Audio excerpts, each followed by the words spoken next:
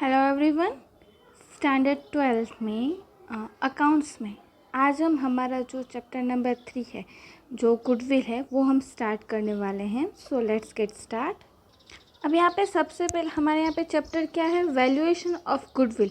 अब यहाँ पे सबसे पहले हम गुडविल का मीनिंग ही समझ लेते हैं। अब गुडविल का मीनिंग क्या हुआ कि कोई भी फर्म जो होता है उसकी इमेज या उसकी वैल्यू कितनी है मार्केट में या लोगों के बीच में उसकी रेपुटेशन कैसी है, वो जो होती है that is called a goodwill. और उसी अकाउंटिंग टर्म में उसी वैल्यूएशन को हम अकाउंटिंग टर्म में मॉनेटरी टर्म में हम मेज़र करते हैं and that is called a valuation of goodwill. अब हम यहाँ पे इंट्रोडक्शन से स्टार्ट करते हैं हमारा chapter. In practical reconstruction of partnership firm, as per the circumstances, assets and liabilities revalued at the time of reconstruction of partnership firm। अब reconstruction मतलब कि अगर कोई पार्टनरशिप में ऐसा हो कि न्यू पार्टनर्स जो हैं वो इंक्लूडेड हो रहे हो या हमारे ओल्ड पार्टनर्स में से कोई एक पार्टनर निकल रहा हो, एट दैट टाइम क्या होता है कि असेट्स एंड लाइबिलिटीज़ को, जो हमारे बिजनेस के पास जितनी असेट्स है और एज वेल एज कि बिजनेस को कितनी लाइबिलिटीज़ पेमेंट करनी है, वो दोनों की जो है वो टाइम टू टाइम रीवैल्यूएशन करना, मतलब कि उन्हें हम फिर से कैलकुलेट करते हैं eight the time of reconstruction. क्योंकि हमें पता चलता है कि हमारे पास कितनी असेट्स है, इसमें से कौन सा पार्टनर जो है वो अगर निकल रहा है तो वो कितनी असेट्स लेके आया, उसकी कितनी लाइबिलिटीज़ बाकी, तो ये सारी चीज़ों की हम कैलकुलेशन करते हैं। Issue of valuation of goodwill is taken place with the revaluation of assets and liabilities. कि यहाँ पे वैल्यूएशन का इशू कब होता है गुडविल का, कि जब हम असेट्स एंड लाइबिलिटीज़ को जब हम कैलकुलेट करते हैं तो हमारे लिए गुडविल जो है वो एक तरह से हमारे लिए असेट्स है। ऑब्वियसली अगर मेरी फर्म की जो अगर इमेज अच्छी होगी तो वो मेरे लिए क्या एक असेट्स हुई, क्योंकि जितना ज़्यादा मेरी फर्म की जो बोलते हैं ना हम रेपुटेशन अच्छी है, इतनी ही ज़्यादा लोगों के बीच में वो फेमस होते हैं, तो वो एक टाइप के लिए क्या बिजनेस के लिए असेट्स ही हैं। In this chapter we shall study about the goodwill and several aspects. कि अब यहाँ पे इस चैप्टर में हम क्या करेंगे, हमारा जो गुडविल है कि जो हमारे फर्म की इमेज है उसे हम किस तरह से कैलकुलेट करते हैं, उसके अलग अलग मेथड के बारे में हम सीखेंगे। Firm has two types of assets, non current assets and current assets. जैसा कि आपको 11th स्टैंडर्ड से पता है कि हम कोई भी फर्म के पास किस तरह के असेट्स होती है, दो असेट्स होते हैं, first is non current assets and second is current assets. Intangible assets, fix assets, long term investments are included in non current assets. Goodwill, patent, trademark, copyright etcetera are included in intangible assets. मतलब कि intangible assets मतलब कि जिसे हम touch नहीं कर सकते but हम क्या कर सकते हैं, फील कर सकते हैं। कि जैसा कि मैंने अभी आपको बोला कि गुडविल का जैसे हम हमारे पास जो फिक्स असेट्स होते हैं, मशीन, फर्नीचर, उसकी तरह आप गुडविल को टच नहीं कर सकते, उसे देख नहीं सकते, but you can feel it. कि हमें जैसे कि ऑब्वियसली अगर हमें क्लोथ के लिए चाहिए तो हम कैसे बोलते हैं कि कोई एक पर्टिकुलर शॉप के बारे में हम बोलते हैं कि अगर यहाँ पे स्टेशनरी आइटम्स हो या कुछ भी होता है, कि जैसे हम शूज़ का एग्जांपल लेते हैं, हम बोलते हैं ना कि बाटा के शूज़ अच्छे होते हैं, तो वो क्या हुआ, बाटा की इमेज जो गुडविल है वो मार्केट में क्या हुई और भी ज़्यादा अच्छी हुई। फिर मोबाइल है तो मोबाइल के लिए भी हम बोलते हैं कभी कभी लोगों को कि सैमसंग अच्छा है, आईफोन अच्छा है, तो ये सारी चीज़ें क्या हो गई, एक टाइप की उनकी इमेज अच्छी, उनकी गुडविल जो है वो लोगों के बीच में अच्छी है। This type of assets cannot be seen but they have market value. Goodwill is also an intangible asset which cannot be seen but it has a value। कि इस तरह के assets क्या हो गए, जैसे मैंने अभी आपको बताया कि इंटेंजिबल assets को हम टच नहीं कर सकते बट हम क्या कर सकते हैं, उसे फील कर सकते हैं, उनकी मार्केट वैल्यू भी होती है, और गुडविल भी हमारे लिए क्या एक टाइप की इंटेंजिबल assets ही है। Over a period of time, a well-established business develop an advantage of good name, reputation, and wide business connection, which benefits the business. In accounting, monetary value of such an advantage is known as goodwill। अब यहाँ पे क्या होता है कि जैसे जैसे time spend होता जाता है वैसे वैसे वेल एस्टेब्लिश जो बिजनेस होता है उसको एक एडवांटेज मिलता है कि उसके पास अच्छा नाम होता है, अच्छी रेपुटेशन होती है और ज़्यादा से ज़्यादा बिजनेस कनेक्शन होता है। तो वो क्या होता है, जितने ज़्यादा लोगों को हमारे बिज़नेस के बारे में पता होता है, इतना ही ज़्यादा अच्छा होता है हमारे बिज़नेस के लिए। और जो बेनिफिट फाइनेंशियल टर्म में हम मेज़र करते हैं that is called a goodwill. को जो बिज़नेस में जो इस तरह की जो भी वैल्यू मिलती है बिज़नेस को that is called a goodwill. अब यहाँ पे आपको मीनिंग दिया हुआ है तो हम मीनिंग देख लेते हैं। In the simple words, goodwill is an intangible asset which shows the reputation of a firm in the market।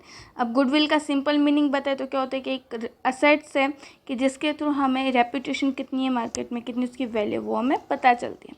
अब सेकेंड यहाँ पे क्या दिया है, goodwill is the value of reputation of a firm in the respect to profit earning over and above expected profit. अब goodwill क्या है हमारे लिए, एक रेपुटेशन है कि जिसके थ्रू हमारा जो एक्सपेक्टेड प्रॉफिट है कि हमने जितना अज्यूम किया उससे ज़्यादा हम प्रॉफिट अर्न कर सकें। वो किसके कारण होता है कि अगर मार्केट में हमारा नाम अच्छा हो तो ही हम एक्सपेक्टेड प्रॉफिट से ज़्यादा प्रॉफिट हम अर्न कर सकते हैं।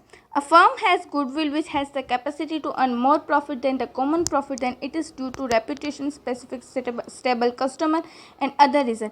अगर कोई फर्म की गुडविल अच्छी है तो वो वो और ज़्यादा प्रॉफिट अर्न कर सकते हैं। तो वो किसके ऊपर से होता है, किसके कारण होता है? एक तो उसकी रेपुटेशन अच्छी होती है, सेकंड उसके पास स्टेबल कस्टमर्स होते हैं, मतलब कि अच्छे कस्टमर्स होते हैं, और अदर रीजन्स कि उसकी जगह है, टाइम सिचुएशन, ये सारी चीज़ें। Value of goodwill depends on the profit earning capacity of firm. In short, we can say that goodwill does not exist into those business which earn normal profit or incur loss। अब goodwill किसके ऊपर depends है? Mostly जो है वो किसके ऊपर है? प्रॉफिट कैपेसिटी कितनी है कोई भी फर्म की, उसके ऊपर। और इन शॉर्ट अगर हम कहें तो गुडविल जो है वो कोई भी फर्म अगर नॉर्मल प्रॉफिट कर रही हो या लॉस में हो तो उनकी गुडविल अच्छी नहीं, तो मतलब कि उनकी रेपुटेशन मार्केट में अच्छी नहीं है। Goodwill is shown in the balance sheet in the asset side under the head of non current assets and intangible assets. Obviously business के लिए गुडविल क्या असेट्स है, इसलिए उसकी एंट्री हम कहाँ पे करेंगे? बैलेंस शीट में, असेट्स के side under the heading of intangible assets. अब सेकेंड पॉइंट यहाँ पे आपको दिया है कि फैक्टर्स अफेक्टिंग, कि अगर हम वैल्यू करते हैं कि बिजनेस को जो हम गुडविल जो है कैलकुलेट करते हैं तब कौन से फैक्टर्स उसके ऊपर अफेक्टेड होते हैं वो। अब उसमें भी हमें यहाँ पे फर्स्ट पॉइंट क्या दिया? नेचर ऑफ बिजनेस, कि हम किस तरह का बिजनेस कर रहे हैं, कैसा बिजनेस कर रहे हैं, वो भी क्या है गुडविल की वैल्यू के ऊपर और भी ज़्यादा डिपेंडेंट हो जाए। कि अगर हम रिस्ट्रिक्टेड प्रोहिबिटेड प्रॉफिट अगर गुड्स का अगर हम सेल करेंगे तो वो हमारे लिए अच्छा नहीं होगा, और इस तरह का गुड्स हम सेल करेंगे जो लोगों के बीच में ज़्यादा फेमस है तो वो क्या होगा, उसके कारण हमारा जो प्रॉफिट है वो और भी ज़्यादा बढ़ जाएगा। Goodwill exists when the firm earns more profit than the expected profit. It earns due to high value added product. If it has more profit margin due to stable sale or earn more profit due to some other reasons। कि अगर हमारे पास stable cell हो, अच्छा cell हो, तो as a result क्या होता है, हमारे गुड्स जो है वो ज़्यादा सेल हो तो लोगों के बीच में भी वो फेमस हो जाते हैं। लोकेशन ऑफ बिजनेस, कि हमारा बिजनेस की जगह कौन सी है वो भी ज़्यादा इफेक्टेड होती है। कि अगर मेरी बिज़नेस की जगह जो है कि जहाँ पे मैं बिज़नेस करूँ वो और भी ज़्यादा इस तरह से सेंट्रली लोकेटेड हो कि जहाँ पे ज़्यादा से ज़्यादा कस्टमर आ सके मेरे पास से गुड्स परचेस करने के लिए, तो एज अ रिजल्ट क्या होगा, मेरा प्रॉफिट और बढ़ेगा और मेरी जो गुडविल है कि मतलब कि मेरी जो मेरी जो वैल्यू है वो और भी ज़्यादा हो जाएगी। और अगर मैं दूर के एरिया में अगर जाके मेरा प्रोडक्ट सेल करूँगी तो उसका कोई भी मीनिंग नहीं होगा। फिर उसके बाद है पीरियड्स ऑफ बिजनेस, कि हमारा बिजनेस जितना पुराना होगा उतने ही ज़्यादा जो वो कस्टमर्स जो हैं फेमिलियर होंगे और लॉन्ग रिलेशन जो और भी ज़्यादा मेंटेन रहेगा, और एज अ रिजल्ट गुडविल की वैल्यू क्या होगी, और भी ज़्यादा हाई आएगी। फिर फोर्थ पॉइंट है market situation. The monopoly condition और limited competition enables the concurrent firm to high profit, कि एज अ रिजल्ट क्या होगा कि बिजनेस की गुडविल जो है वो और भी ज़्यादा हाई है, क्योंकि अगर मोनोपोली कंडीशंस हो कि मतलब कि एक ही सेलर और बहुत ज़्यादा कस्टमर्स हो और लिमिटेड कंपटीशन हो उस फील्ड में, तो एज अ रिजल्ट क्या होगा कि वहाँ पे उस बिजनेस की गुडविल क्या होगी, और भी ज़्यादा आएगी। इफ़िशेंसी ऑफ मैनेजर, कि अगर जो मैनेजमेंट हमारा अच्छा है, हम प्रोडक्टिविटी ज़्यादा कर रहे हैं, कॉस्ट कम हो रहा है, हमारा प्रॉफिट ज़्यादा हो रहा है, सेल्स ज़्यादा हो रहा है, तो एज अ रिजल्ट क्या होगा कि हमारी गुडविल की वैल्यू भी ज़्यादा आएगी। Then after last is other special benefits. Goodwill exist when the company enjoy special benefit and the overall profitability increase.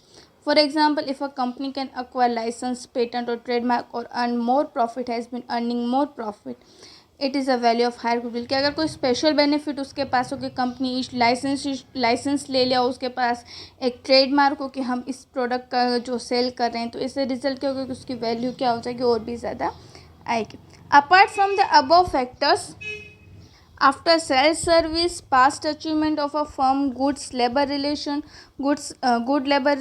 etc also become the reason to earn more profit, due to which the goodwill comes into existence। कि अब यहाँ पे ये सारे factors के अलावा भी क्या होता है कि अगर हमारी सेल्स सर्विस अच्छी हो, पास्ट में कुछ अच्छा हमने टारगेट अचीव किया हो, हमारे लेबर्स के साथ रिलेशन अच्छा हो, तो इससे रिजल्ट क्या होगा कि हमारी जो गुडविल है वो और भी ज़्यादा अच्छी आएगी।